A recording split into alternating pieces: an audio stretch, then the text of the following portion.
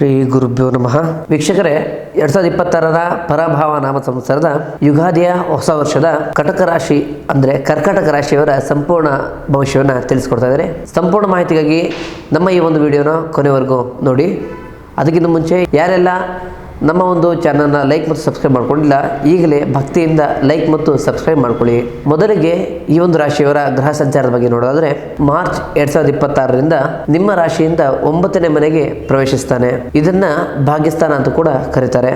ಇದು ಅಷ್ಟಮ ಶನಿಯ ಪ್ರಭಾವದಿಂದ ನಿಮ್ಮನ್ನ ಮುಕ್ತಿಗೊಳಿಸುತ್ತೆ. ಸ್ವಲ್ಪ ತಕ್ಕ ಮಟ್ಟಿನ ನೆಮ್ಮದಿ ನಿಮ್ಮದಾಗುತ್ತೆ. ಆದರೆ ಶನಿಯು ಅದೃಷ್ಟವನ್ನು ನೀಡಲು ನಿಮ್ಮಿಂದ ಕಠಿಣ ಪರಿಶ್ರಮವನ್ನು ಅಪೇಕ್ಷೆ ಪಡ್ತಾನೆ. ಇನ್ನು ಗುರುವು ನಿಮ್ಮ ರಾಶಿಯಲ್ಲಿ 12ನೇ ಮನೆಯಲ್ಲಿ ಸಂಚಾರ ಮಾಡ್ತಾ ಇರೋದ್ರಿಂದ ಶುಭ ಕಾರ್ಯಗಳಿಗಾಗಿ ಹಣ ಖರ್ಚಾಗುತ್ತೆ. ಆಧ್ಯಾತ್ಮಿಕವಾಗಿ ಬಹಳ ಎತ್ತರಕ್ಕೆ ನೀವು ಬೆಳಿತೀರಾ. ಇನ್ನು ರಾಹು ಮತ್ತು ಕೇತುವಿನ ಗ್ರಹಗಳ ಸಂಚಾರ ಬಗ್ಗೆ ನೋಡೋದಾದ್ರೆ, ರಾಹು 8ನೇ ಮನೆಯಲ್ಲಿ ಸಂಚಾರ ಮಾಡ್ತಿರೋದ್ರಿಂದ ಅನಿಶ್ಚಿತವಾಗಿ ನಿಮ್ಮ ಮನೆಯಲ್ಲಿ ಘಟನೆಗಳು ಸಂಭವಿಸ್ತಾ ಇರುತ್ತೆ. ಕೇತು 2ನೇ ಮನೆಯಲ್ಲಿ ಇರೋದ್ರಿಂದ ಮಾತಿನಲ್ಲಿ ಸ್ವಲ್ಪ ಒರಟುತನ ಬರ್ತದೆ. ಇದರಿಂದ ಕುಟುಂಬದಲ್ಲಿ ಸಣ್ಣ ಪುಟ್ಟ ಭಿನ್ನಾಭಿಪ್ರಾಯಗಳು ಕಾರಣವಾಗಬಹುದು. ಇನ್ನು ಶಿಕ್ಷಣದ ಬಗ್ಗೆ ನೋಡೋದಾದ್ರೆ, ವಿದ್ಯಾರ್ಥಿಗಳಿಗೆ ಬಹಳಷ್ಟು ಏರಿಳ್ತಾ ಇರುವಂತಹ ಕಾಲ ಅಂತ ಹೇಳ್ಬೋದು. ರಾಹುವಿನ ಪ್ರಭಾವದಿಂದ ಓದಿನಲ್ಲಿ ಸ್ವಲ್ಪ ಅಡೆತಡೆ ಬರುವಂಥದ್ದು ಅಥವಾ ನಿಮ್ಮ ಗಮನ ಹೆಚ್ಚಾಗಿ ಓದಿನ ಕಡೆ ಬರೆದಿರುವಂಥ ಸಂಭವ ಹೆಚ್ಚಾಗಿದೆ. ಕಲೆ, ಸಾಹಿತ್ಯ ಮತ್ತು ಮನೋವಿಜ್ಞಾನದ ವಿದ್ಯಾರ್ಥಿಗಳಿಗೆ ಈ ವರ್ಷ ತುಂಬಾನೇ ಚೆನ್ನಾಗಿದೆ. ವಿದೇಶಿ ವ್ಯಾಸಂಗಕ್ಕೆ ಪ್ರಯತ್ನ ಮಾಡ್ತಾ ಇರೋರು ದಾಖಲೆಗಳ ವಿಷಯದಲ್ಲಿ ಸ್ವಲ್ಪ ಎಚ್ಚರಿಕೆಯಿಂದ ಇರಬೇಕು. ಇನ್ನು ವೃತ್ತಿ ಮತ್ತು ಉದ್ಯೋಗದ ಬಗ್ಗೆ ನೋಡೋದಾದ್ರೆ, ಕೆಲಸದ ಸ್ಥಳದಲ್ಲಿ ಹೆಚ್ಚಿನ ಜವಾಬ್ದಾರಿ ಎದುರಾಗುತ್ತೆ. ಶನಿ ಭಾಗ್ಯಸ್ಥಾನದಲ್ಲಿ ಇರೋದ್ರಿಂದ ದೂರದ ಪ್ರಯಾಣದಿಂದ ಹೆಚ್ಚಿನ ಲಾಭ ಉಂಟಾಗುತ್ತೆ. ನೀವೇನಾದ್ರೂ ಉದ್ಯೋಗವನ್ನ ಬದಲಾಯಿಸಬೇಕು ಅನ್ಕೊಂಡಿದ್ರೆ ಇದು ಸೂಕ್ತ ಸಮಯ ಅಲ್ಲ. ಇರುವ ಕೆಲಸದಲ್ಲೇ ಭದ್ರತೆಯನ್ನ ಕಂಡುಕೊಳ್ಳೋದು ತುಂಬಾ ಉತ್ತಮ. ಇನ್ನು ಮಹಿಳಾ ಉದ್ಯೋಗಿಗಳಿಗೆ ಈ ವರ್ಷ ಹೆಚ್ಚಿನ ಮನ್ನಣೆ ಮತ್ತು ಗೌರವ ಸಿಗುತ್ತೆ. ಇನ್ನು ವ್ಯವಹಾರದ ಬಗ್ಗೆ ನೋಡೋದಾದ್ರೆ, ವ್ಯಾಪಾರಸ್ಥರು ಈ ವರ್ಷ ದೊಡ್ಡ ಹೂಡಿಕೆ ಮಾಡಬೇಕಾದ್ರೆ 10 ಬಾರಿ ಯೋಚನೆ ಮಾಡಬೇಕಾಗುತ್ತೆ.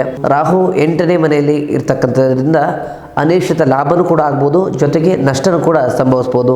ಪಾರ್ಟ್ನರ್ಶಿಪ್ ಬಿಸ್ನೆಸ್ ಅಲ್ಲಿ ನಂಬಿಕೆ ಬಹಳ ಮುಖ್ಯ. ಏನೇ ನಂಬಿಕೆ ಇದ್ರೂ ಕೂಡ ಕಾಗದ ಪತ್ರ ಮತ್ತು ದಾಖಲೆ ಬಗ್ಗೆ ಸರಿಯಾದ ಗಮನ ಇರಲಿ. ಯಾರೆಲ್ಲ ಜಲ ಸಂಬಂಧಿ ಅಥವಾ ಹಾಲಿನ ಉತ್ಪಾದನೆಗಳಲ್ಲಿ ಕೆಲಸ ಮಾಡ್ತಾರೆ ಅವರಿಗೆ ಹೆಚ್ಚಿನ ಲಾಭ ಇದೆ.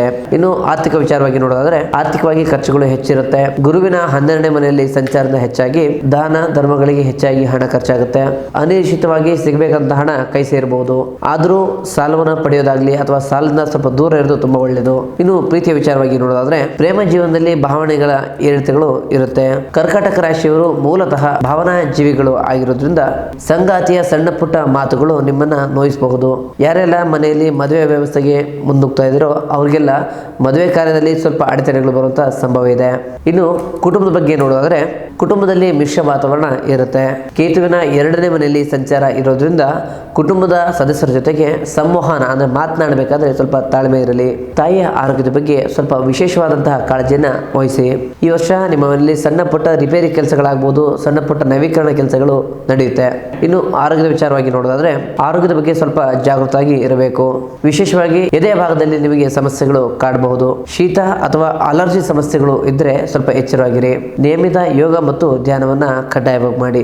ಈ ಒಂದು ರಾಶಿಯವರ ಪರಿಹಾರ ಮಾರ್ಗವನ್ನು ತಿಳಿಸೋದಾದ್ರೆ, ಪ್ರತಿದಿನ ಅಥವಾ ಪ್ರತಿ ಸೋಮವಾರ ಶಿವನಿಗೆ ಹಾಲು ಅಥವಾ ಬಿಲ್ಪತ್ರೆಯನ್ನು ಅರ್ಪಿಸಿ ಓಂ ನಮಃ ಶಿವಾಯ ಅಂತ ಮಂತ್ರವನ್ನು ಜಪಿಸಿ.